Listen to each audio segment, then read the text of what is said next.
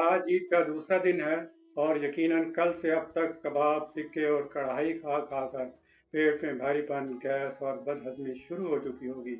अगर आप भी इस तकलीफ का शिकार हैं, तो आप मज़ीद गोश्त खाने से पहले 1 मिनट में बनने वाला आज़माती कहवा पी लें। 1 कप उबलते हुए पानी में शामिल करें आधा चम्मच सौंफ, 1 चुटकी अजवाइन और 5 से 6 पत्ते ताज़ा पुदीने के।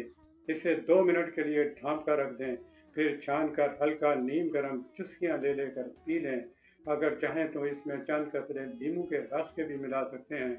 नाज़रीन, ये कहवा आपके मैदे को फौरी तौर पर एक्टिव करेगा, भारीपन को मिनटों में दूर करेगा और गोश्त को आसानी के साथ हजम कर देगा।